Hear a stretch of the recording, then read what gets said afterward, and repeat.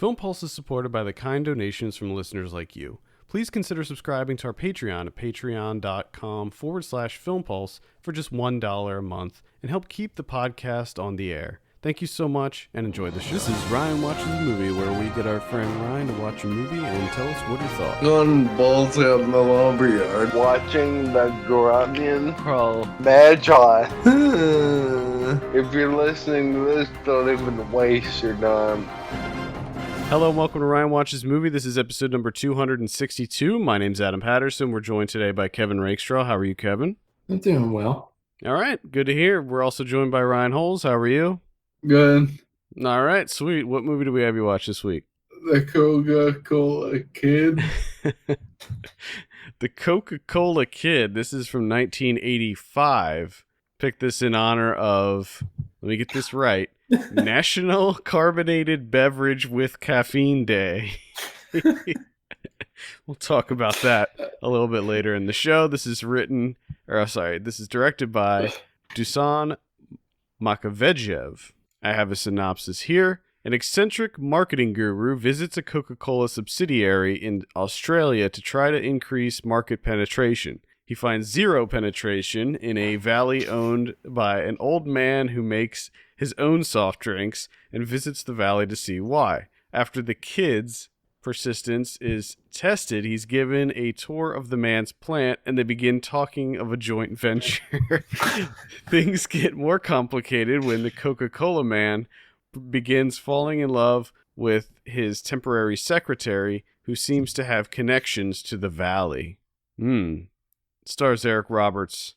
Ryan, tell us a little bit about the Coca-Cola Kid. Well, I just start off by saying I watched this twice, and I kind of understand it, but there's a lot of things that happen that have no meaning to the movie. Like, they don't further the movie at all.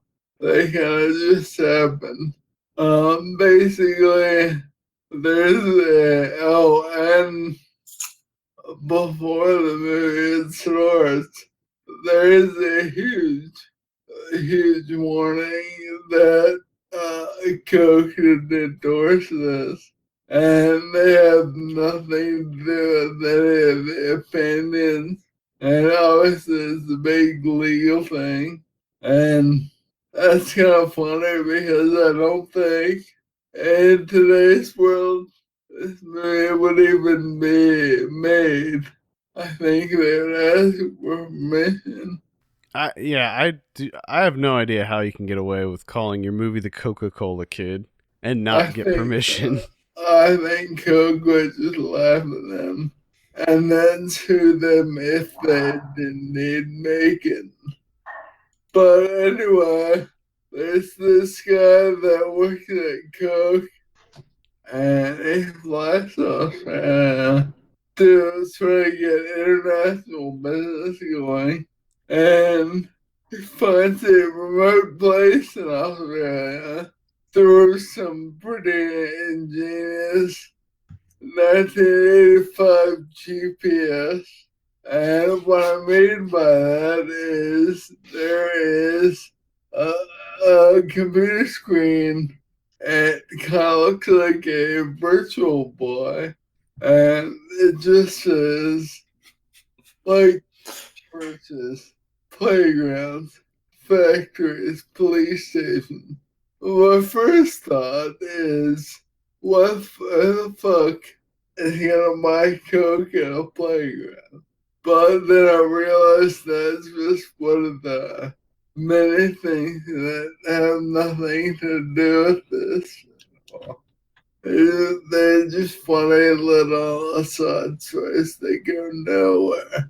Anyway, this guy from Google, I guess, but this remote place in Australia that makes their own soft drinks, and they don't allow outside drinks in there for whatever reason.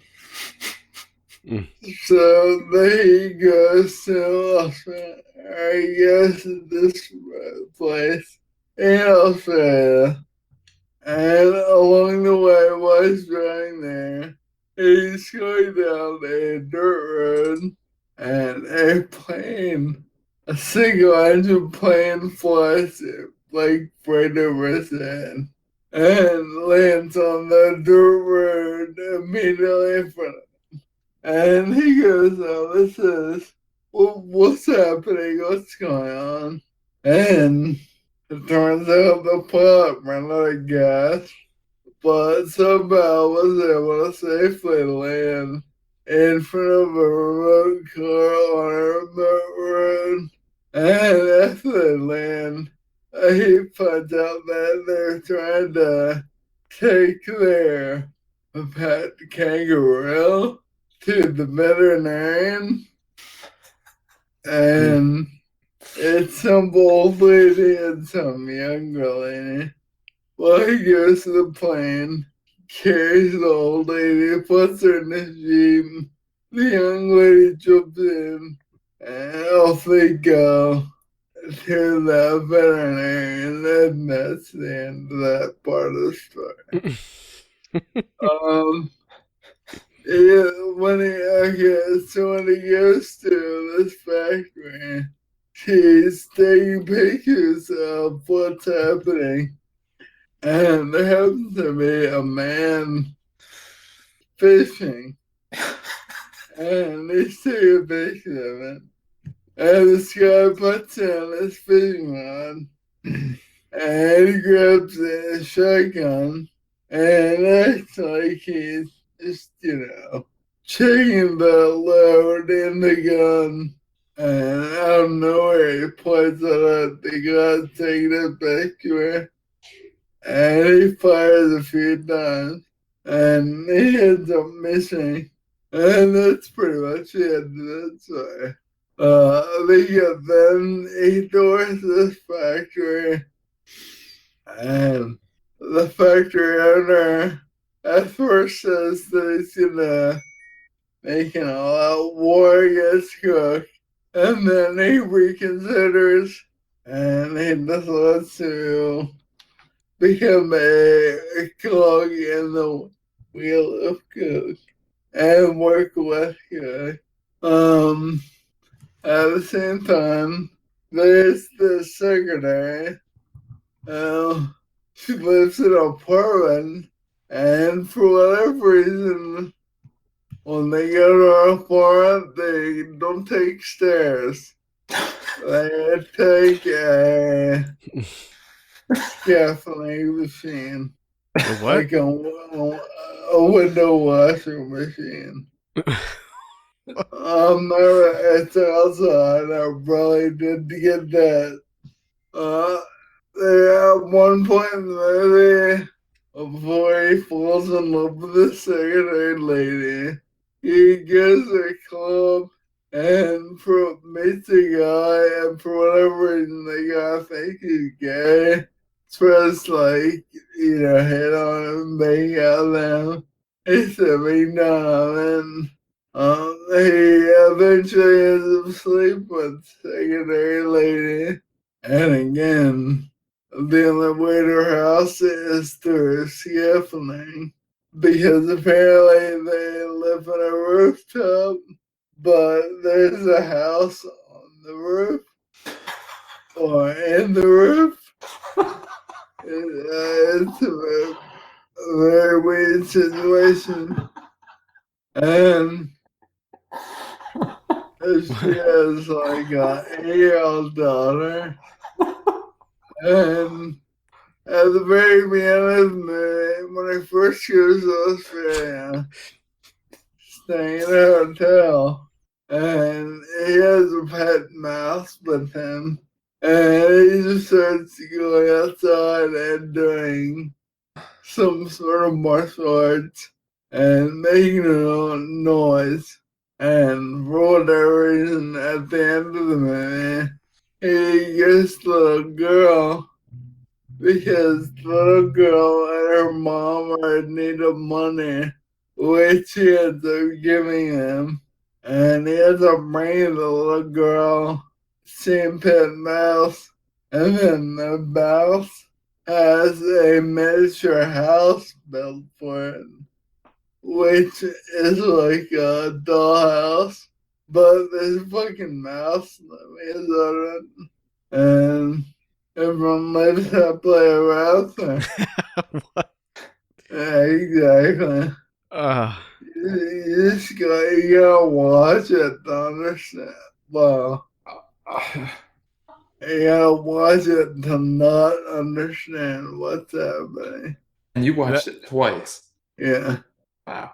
Because the first time I wasn't sure, like, did I miss something? Turns out, no, I did not. Or did you just miss something twice? I'm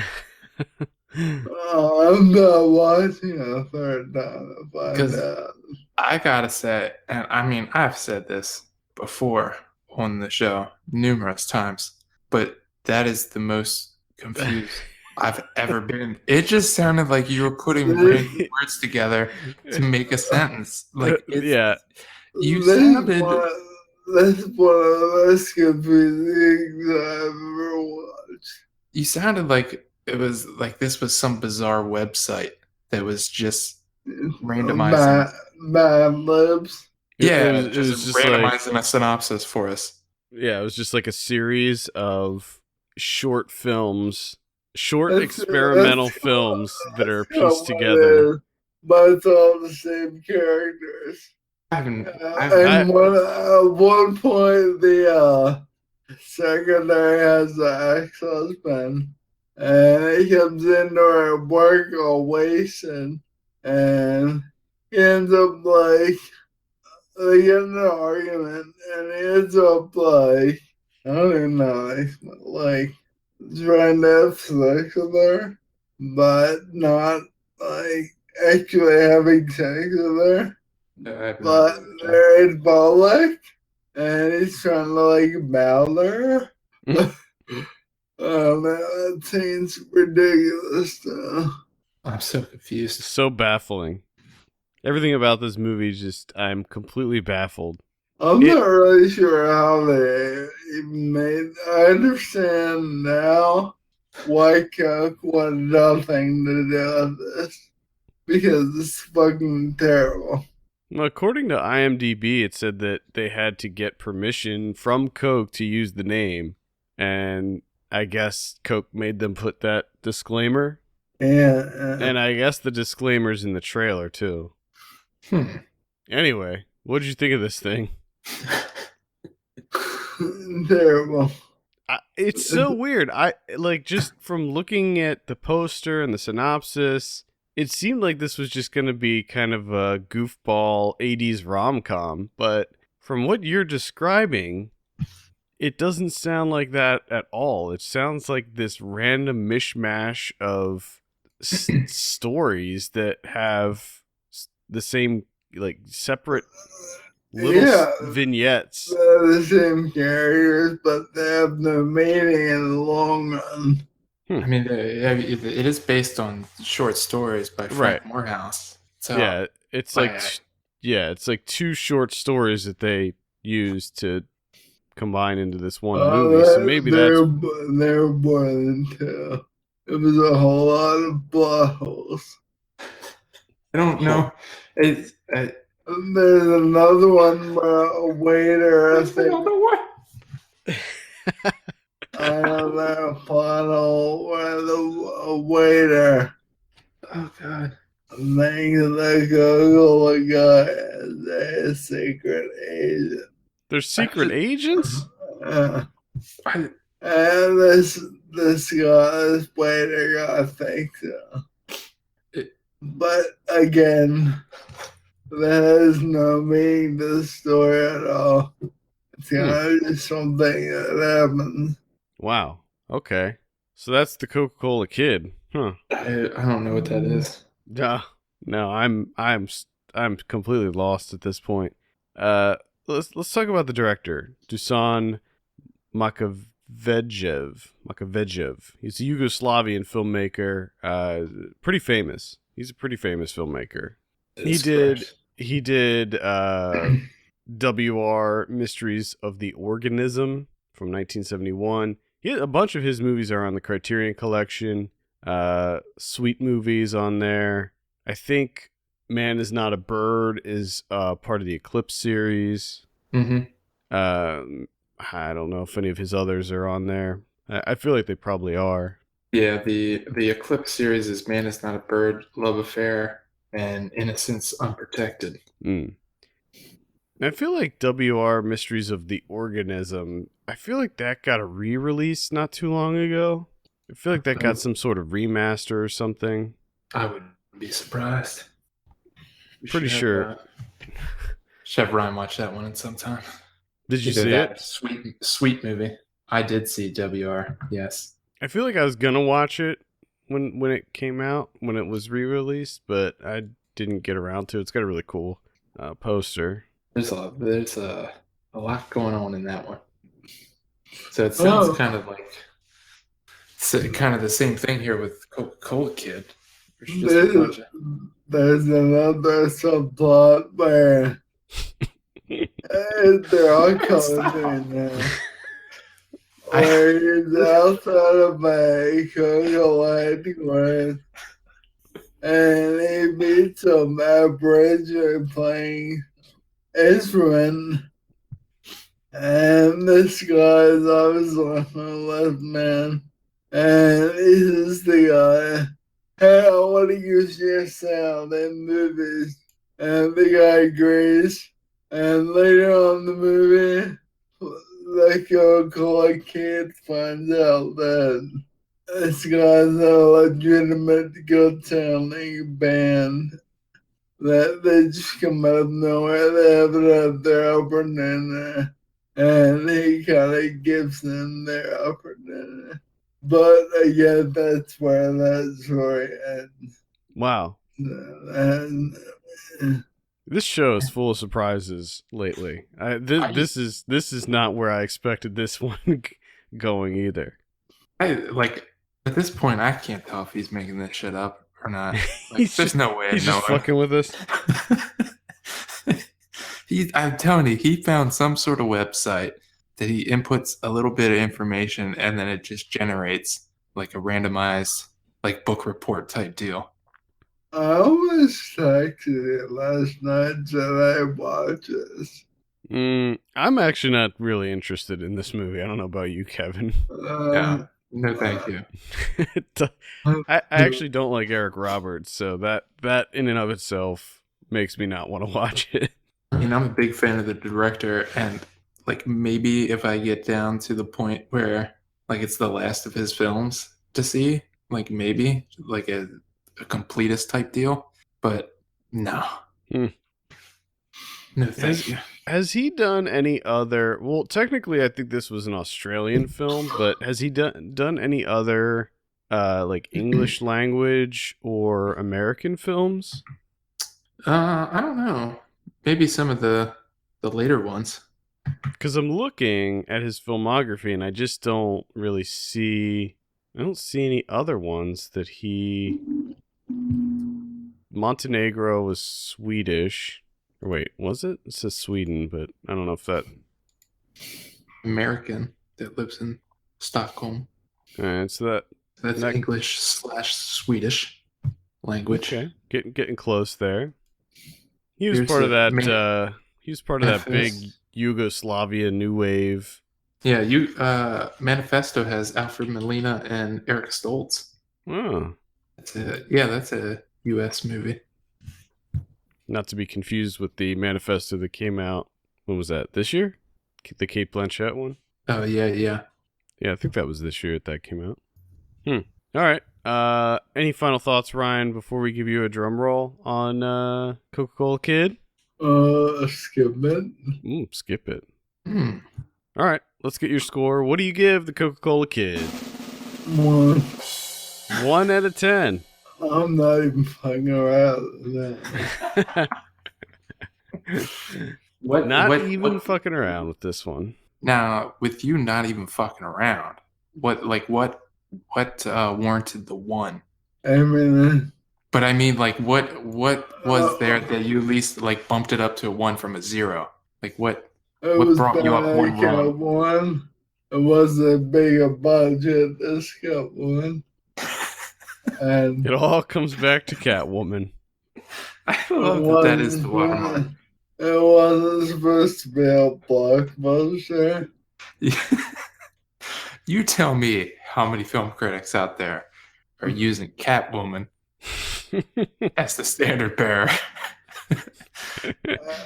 all films are set up against Catwoman.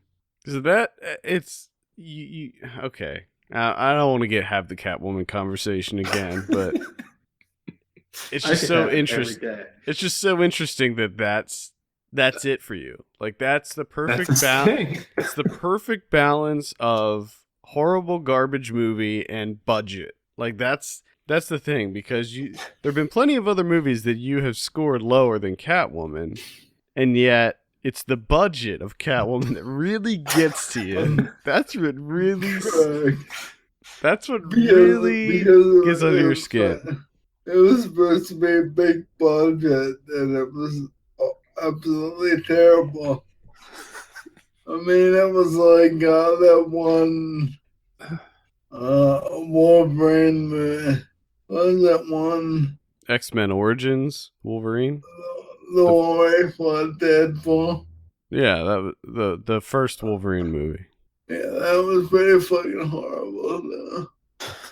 For being the supposed big budget movie. Yeah, I mean, there's a lot of bad big budget movies. I'd say the majority of big budget movies are bad. I'd say more bad than good. Yeah. But I would agree, but in my eyes, there's not many bigger failures. Yeah. there's bad, and then there's Catwoman. All right. Let's talk about this National Carbonated Beverage with Caffeine Day. Now, it's very important that we add that last part, because this is not just regular National Carbonated Beverage Day. Get out of here, seltzer. We don't want any of that. This is the real deal. This is the caffeine. Diet Coke, Coke Zero. Actually, those have caffeine. They're just sugar-free, aren't they? Caffeine-free Coke? Get the fuck out. Why is there is there anything else, like, besides soda that you could categorize it? I don't know. I don't think so. Energy drinks. Yeah, energy drinks. Yeah, you could say that. Okay, there you go. Yeah, I knew there had to be something. Yeah, like Red Bull and stuff. Yeah, that's a good point. Although I feel like a lot of those energy drinks are more soda than they are anything else. Yeah. They're like Red Bull carbonated, Monster carbonated. Oh, could you imagine a non-carbonated energy drink? That sounds... I mean, energy drinks are bad enough, but have one to just be flat? Oh, God. Is that flat energy stuff carbonated? I don't think so. Does Four Loko have caffeine? Yeah, it does. I don't know if it still does, but it definitely used to. What's that shit that I used to drink? That beer. What do they call it? The carbonated beer. All beer's carbonated. The carbonated beer. The one that the can that looks like a battery. Oh, Sparks. Yeah. I forgot about that shit. Do they still make that? Oh, God. No. Sparks. Yeah, that would be considered... That would fall under this category for sure. Really? Sparks, yeah. It was carbonated and it had caffeine. Oh, yeah. And it was not... It was a malt liquor. It wasn't a soda. It tastes like soda, but I got drunk. Yeah, it tasted like... There's like an orange flavor of Mountain Dew that's out, I think. It's called like Kickstart or something. It's sort of like an energy drink, but it tastes a lot like Sparks. But Sparks probably ate by its own still. Yeah. I gave you like IBS or something. I love how the entirety of your liquid diet just ate your insides Rotted you away. and made your heart explode. Yeah, dude, you were all into the Jaeger bombs there for a while. The old Jaeger bombs, sparks. Oh god. Ryan, as a side note, I get drank Jaeger bombs anymore for Alfred. he drank so many Red Bulls that his doctor is like, you cannot have any more Red Bull or else your heart's gonna just explode out of your chest. Oh god. So I'll read the description for National Carbonated Beverage with Caffeine Day. Please do. This is observed annually on November 19th, so mark your calendars. Some people cannot have caffeine due to medical reasons. Some choose...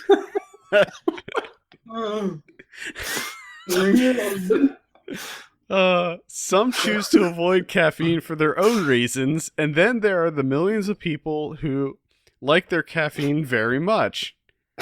The same is true with carbonation in beverages. Today's celebration combines the two of them together.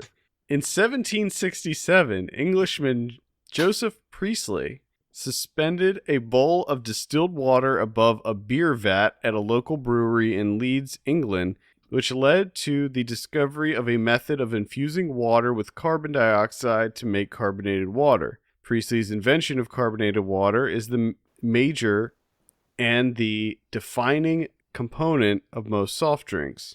Caffeine acts as a central nervous system stimulant, temporarily warding off drowsiness and restoring alertness. 90% of adults in North America consume caffeine daily. Some people notice sleep disruption after drinking beverages containing caffeine, while others see no disturbance at all. How to observe. Celebrate National Carbonated Beverage with Caffeine Day with your favorite carbonated and caffeinated beverage. Oh my god. Use hashtag Carbonated Beverage with Caffeine Day to post on social media. Why is this so long? I don't know. I love how it's like 2 paragraphs to explain carbonated beverage with caffeine. Yeah, that's what makes it amazing. I love how every day is a hashtag day. That's right. Mm-hmm. That's how I got started. It's all a hashtag day. Everybody was just like, we gotta come up with a hashtag. I feel like that one's a little lazy, though. That one's just, it's too long. This hashtag, it's way too long. Carbonated Beverage with Caffeine Day, come on. I mean, I know that, Twitter has their 280 limit now, but still. Back in the 140 days, that was like half a tweet right there. Yeah. That's true. That is true. So what's everybody's favorite national carbonated beverage with caffeine? Probably Coke. Just stick with the classic. Ryan.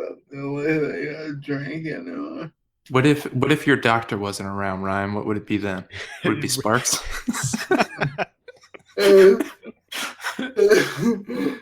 Like if you didn't care about living anymore. FSL made that, yes. Would it be just Red Bulls all day? Non-stop Red Bulls. Just pounding Red Bulls.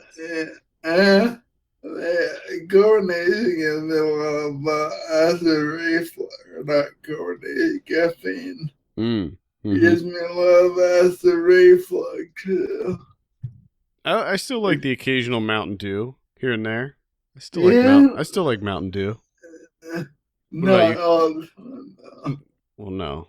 What about you, Kevin? What's your favorite carbonated, caffeinated? I guess it would be Coke. I think about that's the only thing I drink. And even then, I only have like maybe 4 a year. Really drink soda. Oh, that's probably a good thing. Yeah. I always drink soda with cheaper subs and pizza. Yeah. That's pretty much the only time I do it too. Yeah. It's just something about it. They go together, man. I feel like when I also have to have a Coke when I eat pizza, and I feel like for some reason it like cuts the greasiness of the pizza for some reason. I don't know if that's. I'm sure it's not You have true. science? No, You have science? I'm sure it's not true, but it's like for some reason it just. I feel like I'm cutting the greasiness of the pizza with the Coke. I guess. I like orange Fanta too. Yeah, I like most It's sodas. really good. I'm if I don't control myself, I'm a soda fiend. Oh, I love soda. damn. I didn't know you were a fiend. I didn't know Yeah. this was a problem that affected relationships and Well, such. I wouldn't go Damn, that far, That's a but breakthrough. We just had a breakthrough. Man, we've won a lot of places with this episode. Let's be yeah, honest. it's been quite the journey. we'll put it that way. Any final thoughts, Ryan, on National Carbonated Beverage with Caffeine Day or the Coca-Cola Kid? I wish I stayed with carbonated. That would be my number one. Carbonated iced tea. What, you mean like brisk? Yeah. Oh yeah. That's Shit, brisk is good. Damn. Well, brisk isn't technically carbonated, is it? Is that? It just. I don't know. I don't think it is. It's not like bubbly, but it definitely has like. I don't know if that's maybe the lemon, but it definitely has like a little kick to it. It makes no noise when you open the can fresh. Yeah, but I think that's just all canned drinks do that. Mm. The like pressure seal. Yeah, I don't think it is carbonated. I don't Are think so. we feeling is It is brisk Brisk carbonated. I'm carbonated? almost sure it's not. I don't know. Carbonated iced tea doesn't. I don't know if that would work for me. They make alcoholic iced teas. Are those carbonated? Yeah, I guess, yeah. Like the hard teas? I don't know if those Yeah. are. I don't know if I've ever had one of those. I haven't had one for years, but yeah, I think so. There you go. Just pound those fuckers all day. Just wait until your insides melt away. Goodbye, Red Bull. Hello, Yeah. oh, hard iced tea. It's Mike's hard iced tea. Good Lord. That was a thing with Mike's Hard Lemonade. Remember that? It was like Yeah. it really was like hurting people's insides. Yeah. That's like 30% of it is just acid. It's like the second ingredient. It's like water, acid, lemons. Oh my. All right. I think that's going to do it for this week. Thank you so much for listening. You can send us your questions and topics to podcast@filmpulse.net. You can follow us on Twitter @FilmPulseNet, @FilmPulseKevin, and @MyLegsDon'tWork. And if you have a minute, take a look at our Patreon page, patreon.com/FilmPulse. Consider helping us out by becoming a subscriber. For Kevin Rakestraw and Ryan Holes, my name's Adam Patterson. We'll see you next week. See you later.